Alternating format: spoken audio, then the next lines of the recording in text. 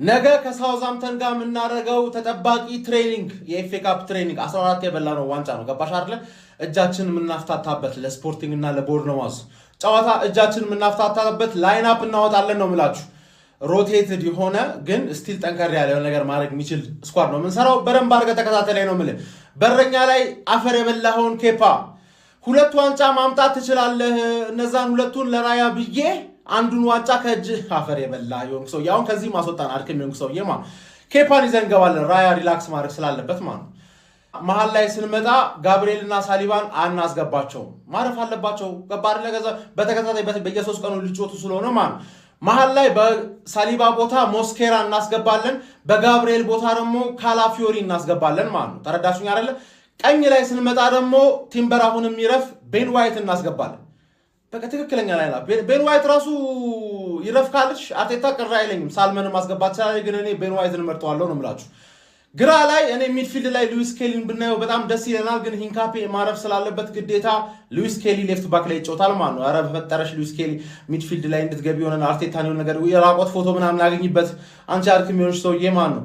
6 ቁጥር ላይ ስንመጣ ደግሞ ያልተዘመረለት ጀግና ክርስቲያን ኖርጋርድን እናስገባለን እዚች ጋር ማለት ነው። ወደ 10 ቁጥርና 8 ቁጥር ከመምጣት በኋላ እዚች ጋር ትንሽ ለየት ልልባችሁ እችላለሁ። ከኤቨርሼ ኤዜ ማረፍ አለበት፣ ግን ማርቲን ኦዲጋርድ ተመልሷል። ስለዛ ማርቲን ኦዲጋርድን እዚች ጋር 10 ቁጥር ደቅ እናደርገዋለን ማለት ነው። 8 ቁጥር ላይ ትንሽ ክፍተት ሊፈጠርብን ነው ማለት ነው። ዴክለን ራይስ መሰለፍ የለበትም እናውቀዋለን። ለዚህ ነው ሉዊስ ኬሊን እዚች ጋር አድርገው ያልኩት። ሂንካፔ ካልተጎዳ ሂንካፔን እዛ ጋር ሉዊስ ኬሊን እዚች ጋር ብታደርገው ቅር አይለኝም።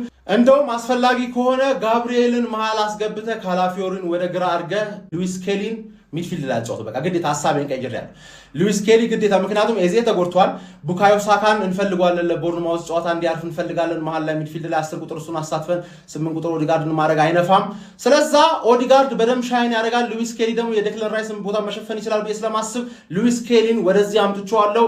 እዛች ጋር ካላፊዮሪ ግባና መሃል ላይ ጋብሪኤልን አጫውተው። ከዛ ሰከንድ ሃፍ ላይ ደግሞ ሂንካፔን በአንዳቸው መቀየር ትችላለህ። ጋብሪኤል ተከላካይ ስለሆነ ያን ያህል አይደክምም ብለን እንገምታለን። ከፈለክ አካዳሚ ተጫዋች ሳልመን ምናምን ማምጣት ትችላለህ። ኖርምዬ ነው። ወደ አጥቂዎቻችን እንመጣለን ማለት ዊንግ ላይ ቡካዮ ሳካ ማለት ነው። ግን ማክስ ዳውመንን ብታስገባው ምንም ቅር አይለኝም። ማክስ ዳውመን ገባ። እንደውም ማክስ ዳውመን ስታርት ያልክ ያራጅዬ ልጅ ነው። በዚህ በኩል ደግሞ ስንመጣ ደግሞ ከፕሪሚየር ሊግ ውጪ የሚችለው ማርቲኔሊን መሃል ላይ እናደርገዋለን። ከዛ በኋላ አጥቂ ላይ ጋብሪኤል ጄሱስ፣ ምክንያቱም ያው መጨረሻ ላይ ሊለቅ ስለሆነ እዚች ጋር ገብተህ 4-0 ያልሆነን ጨዋታ እንዴት ማሸነፍ እንደምትችል ታሳየናለህ ብለን እንጠብቃለን። አንተ አድከም የሆንክ ብራዚላዊ ማለት አሻማቀ ወደዚህም እያሻማቀህ እኛንም አሻማቀህ ግደለን። ቀለል ያለ ትሬኒንግ እናሸንፋለን።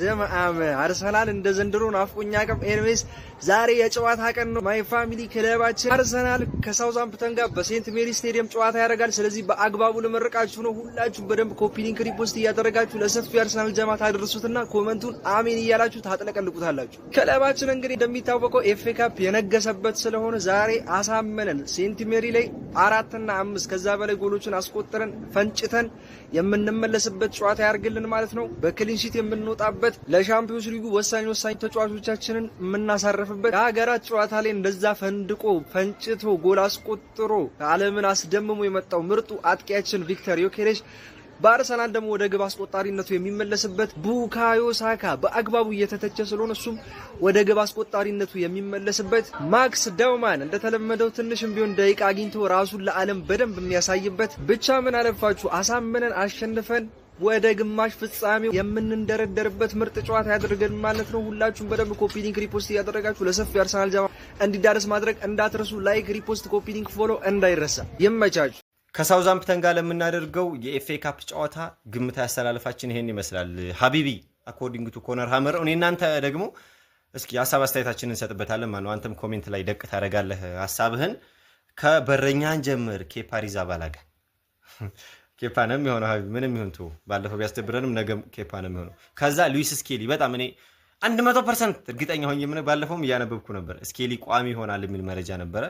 ጀለስ ቋሚ ትሆናለች፣ ጥርጥር የለውም። ካላፊዮሪ እና ክርስቲያን ሞስኬራ ነው የሚለው ቢሆኑ ሸጋ ነው። ምክንያቱም ሳሊባና ጋብሪኤል ምንም አይነት ጉዳት የለባቸውም። ሀቢቢ ዛሬ ሚኬል አርቴታ ጠቆም አድርጎናል፣ ግን እነሱ ቢያሰልፋቸው ችግር የለውም። ቤንጃሚን ዋይት ነው አይ ዶንት ኖ እኔ ዝም ብሎ ጀለስም ፊትነሷ ጥሩ ሊሆን ይችላል ብሏል አርቴታ ማለት ነው። እና እሷን ብትጫወት ጥሩ ነው። ከዚህ በኋላ ሲሪየስ ነው እንዲጫወት ማለት ወደ ሪትሟ እንድትመለስ ቲምበሯ ማለት ነው። ከዛ ክርስቲያን ኖርጋርድ ይገባዋል ሀቢቢ፣ ይሄ እሱ ነው። ከዛ ካፒቴን ማርቲን ኦዴጋርድና ኪንግ ሃቨርትዝ በሲንግል ፒቮት ጭራሽ ኖርጋርድን አምኖ በአንድ ዲፌንሲቭ ከላቴታ ማለት ነው ይሁን እና ኦዴጋርድና ሃቨርትዝ ማለት ነው አጃኢበቱን የምናይ ይሆናል። ስፔሻሊ ለዴክላን ራይስ ረፍት እንደሚሰጠው ነው የምጠብቀው ነው ከአንዳንድ መረጃዎች ማለት ነው። ጀለስ ግን ያቻ ምስኪን አለቻች እሷ ቋሚ ሊያረጋት ይችላል ብዬ አስባለሁ። እስኪ የምናይ ይሆናል ማለት ነው። ዙቢሜንዲ ማለት ነው። ከዛ ማርቲኔሊ ነው የዚህ ውድድሩ ንጉስ ማለት ነው። ታውቃለህ ብዙ ጎል አለው እዚህ ውድድር ላይ። ከዛ ጋብሪኤል ጀሱስ፣ ከዛ ማክስ ዶመን። እኔ አሁን ማክስ ዶመን ላይ ነው ሀቢቢ ቡካዮ ሳካ ቋሚ ቢሆን ነው። ምክንያቱም እኔ ቡካዮ ሳካ አሁን የሚያስፈልግብን ታይም ነው። ከዚህ በኋላ ላይክ ወደ ሪትሙ ምናምን እንዲመጣ እሱ ቋሚ ሆኖ ቢጀምር ከዛ ዶመኗን ወይ እንግዲህ ወይ 10 ቁጥርን ቦታ ላይ ምናምን ቢያረጋት ምናምን ወይ ደግሞ ቀይሮ ቢያስገባት ምናምን ብቻ እስኪ እናንተን ሐሳብ ኮሜንት ላይ ደቅ ታረጋላችሁ። መቻችሁ አገኘችኝ እንደናፈቀችኝ ወያላ አይ ሚስ ዩ እንዴ ቋጥሮ ናፈቀኝ እኮ ምን ነው ወያልኝ እንዲ መጥፋት እንዲ ይቻላል እንዴ? ፍሬን እኮ ስራ አስፈታው እኮ ስራ ፈታ አደረከው እኮ አንተ ቦዘና ያደረከው እኮ እንጂ አልባሌ ቦታ መዋል ጀመረ እኮ የኔ የተከበረ ፍሬ። አንተስ አልናፈቁም ወያለ እውነትም አውራ ናፈቋ ምን ነው በሰላም በፍቅር የተቆጣጠርን እንዲ መጥፋት እንዲ ይቻላል እንዴ ወያላ? እንዳይለመድ እውነት ለአሁኑ አፉ ብያለሁ። ስቋጥርብህ እንዴት እንደናፈቀኝ ቋጥሩ እንዴት እንደናፈቀኝ መሀል ደርሳለኝ እኮ አንተ ላይ ለመቋጠር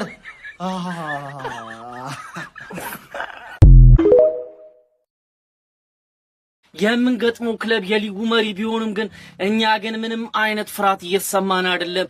ደህና አርገን የምንቆላችሁ ይሆናል። ደህና አርገን አባቴ አሳምሬ እቆላሃለሁ ደህና አርጌ። ማንኛውም ግን እናንተ ብቻ የመጣችሁበትን አመጣጥ ታቁታላችሁ። እኛ ያለንበትን ሁኔታ አሳምራችሁ የምታቁት ነገር ነው። እኛ እዚህ የደረስነው ዝም ብለን አይደለም። እንደናንተ በሴት ቢስ በኮርና በምን አይደለም የመጣ ነው። እዚህ ጋር እያንዳንዱን ክለብ እያንጠባጠብን የመጣ ነው። የእንግሊዝ ፕሪሚየር ሊግ ክለቦችን ነው እያንዳንዱ ስናጠባጥም የነበረው የምታቁት ነገር ነው። ስለዚህ እናንተንም እምንሰጣችሁ ይሆናል ማለት ነው። ደህና አርጌ እቆላሃለሁ። ምንም ማግማማው ነገር የለም።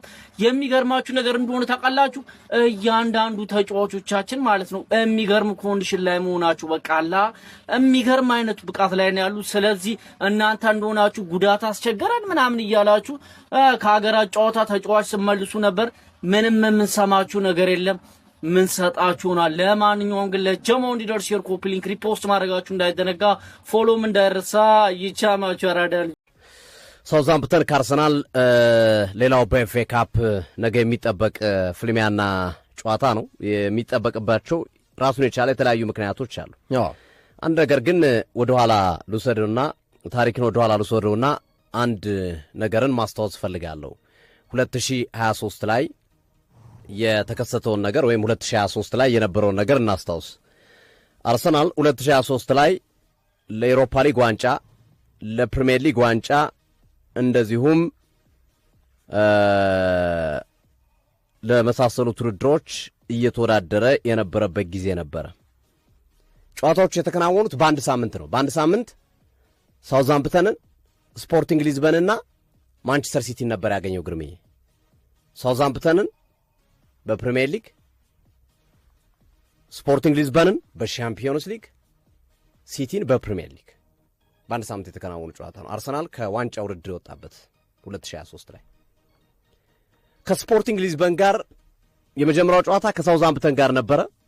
ሳውዛምፕተን መውረዱን አረጋግጦ አርሰናልን የገጠመበት ጨዋታ ነበረ። በወቅቱ መውረዱን አረጋግጦ አርሰናል ነጥብ አስጣለው፣ አቻ ወጣ ሳውዛምፕተን።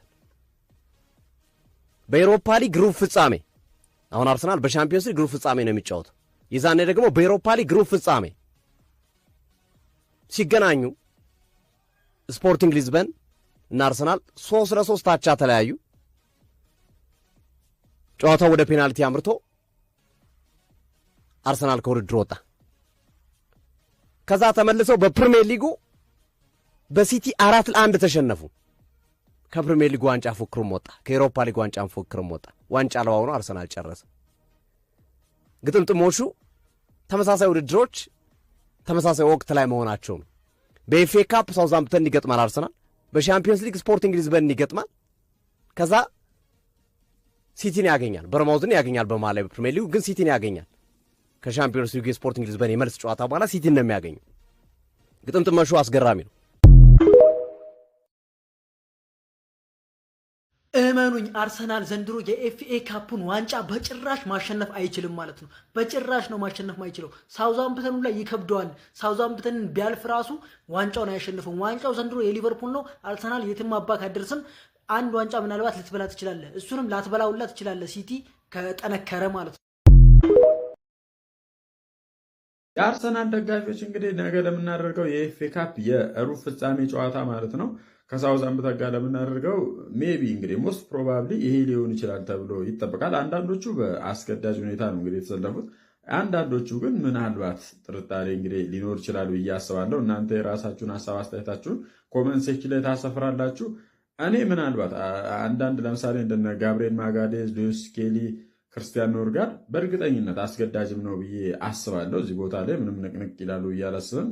ዋይትንም እንደዛው ነው ማስበው። ምክንያቱም ጁሪያን ቲምበር ላይ ሚካኤል አርቴታ እንጃ ያው ሞስት ፕሮባብሊ እንግዲህ ሪስክ ይወስዳል ብዬ አላስብም። ክርስቲያን ሞስኬራም መሰለፉ ይቀራል ብዬ አላስብም። ወጣም ወረደ ግን ማክስ ዶማን ረዘም ያለ የመጫወቻ ጊዜ ያገኝና ከዛ በኋላ ያው እዚህ ቦታ ላይ ሳካ የመሰለፍ እድል ይኖረዋል ብዬ አስባለሁ። የመጨረሻውን 9 ቁጥር ምንም ጥርጥር የለም አስገዳጅ ከምለው አሰላለፍ አንዱ የጋብሪኤል ጄሱስ ነው። ምክንያቱም ማለት ነው ጊዮኬሬስ ከዛ የሚገርም ጨዋታ ስዊድንን ወደ ዓለም ዋንጫ ልኮ መጥቶ የሰፈር ጨዋታ ላይ ደግሞ ሙድ ይዛል ብዬ አላስብም። እናንተ ሀሳብ አስተያየታችሁን ይመቻችሁ። አርሰናል ከሳውዛምፕተን ሲባል መጀመሪያ ላይ ወደ አይምሮቹ የመጣው ነገር ምንድን ነው? የኔን ማለት ነው አጣፍጬ ልንገራችሁ። ከሳውዛምፕተን ጋር በኤሜሬስ 3-3 ያለው ጨዋታ ማለት ነው መቼም ቢሆን ከአይምሮ ይወጣልኝ አልቻለም። ከዚህ ጨዋታ በፊት ማለት ነው 2 ጨዋታ አድርገን ነበር ከሊቨርፑል እና ከዌስትሃም። ከሊቨርፑል ጋር ማለት ነው በአንፊልድ ነበር 2-0 እየመራናቸው 2-2 ተለየ። ይሁን ተባለ። በቀጣዩ ደግሞ ዌስትሃም ነበር የገጠምነው አዌይ ማለት ነው። እሱንም 2-2 እየመራ ነው ማለት ነው 2-2 ተለየን። ሳካ ስቶ የማያውቀውን ፔናልቲ ማለት ነው ያንን ጨዋታ ሳተ። ከዛ በኋላ ደግሞ ከሳውዛምፕተን ጋር በኤሜሬትስ ነበር ጨዋታው። ይሄን ጨዋታ ማለት ነው ሙሉ ለሙሉ እናሸንፋለን በቃ ወደ ድል እንመለሳለን ብዬ ነበር፣ ግን ማለት ነው አልሆነም። ገና በተጀመረ በሰከንዶች ውስጥ ማለት ነው ያ ቀሽም በረኛ ራምስዴል የሚባለው ተሳሳተና አልካሪዝ የሚባለው የሚያምር ጎል አገባብን። ከዛ ደግሞ 14 ቁጥር ለባሻችን የነበረው ዋልኮት የሚያምር ጎል ሁለተኛ ደገመን። እንደውም ማለት ነው ጫማ ከሰቀለ በኋላ የአርሰናል ደጋፊዎችን ይቅርታ መጠየቅ እፈልጋለሁ ብሎ ነበር። ከዛ ደግሞ ማርቲኔሊ ያገባ 2-1 ሆነ። ከዛ ሶስተኛ ደገሙን ኦዲጋርድ እና ሳካ ገቡ 3-3። ከዛ 90+3 ላይ ማለት ነው የሚያምር የምትመቱት ትሮሳርድ አንግል ገጨ። ከዛ ደግሞ ማለት ነው ሲቲ ቀበል አደረገንና 4-1 በሜዳው ማለት ነው ዋጋችንን ሰጠን። ከዛን ጊዜ ጀምሮ ማለት ነው እስካሁን ድረስ ሚዜ ነን። 3 ዓመት ተከታታይ ሚዜ ነን። በዚህ ዓመት ማለት ነው ምንም ነገር አልፈልግም። ዋንጫውን ብቻ እንድታመጡልኝ ነው የምፈልገው። አርሰናል ከሳውዛምፕተን ቅዳሜ ምሽት 4 ሰዓት በኤምሬትስ የኤፍኤ ካፕ ጨዋታችንን የምናደርግ ይሆናል። ከ15 ቀን የኢንተርናሽናል ብሬክ በኋላ ክለባችንን እንደማግኘታችን ጨዋታውን ሁላችንም በጉጉት እየጠበቅን ነው። ሌላ 1 ሳምንት የሚደግፉትን ቡድን ለማየት የሚጠብቁ ደጋፊዎች እንዳሉ ሳንዘነጋ ከኢንተርናሽናል ብሬክ መልስ ሁላችንም ክለባችን ናፍቆናል። ነገር ግን የትኛው ተጫዋች በጣም ናፍቋቸዋል? እኔ ኦዲጋርድ በጣም ናፍቆኛል። የእናንተን የናፈቃችሁን ተጫዋች ኮሜንት ላይ አሳውቁኝ። ይመቻችሁ። 10,000 ደርሰናል። ጉዞ ወደ 20,000። እናመሰግናለን።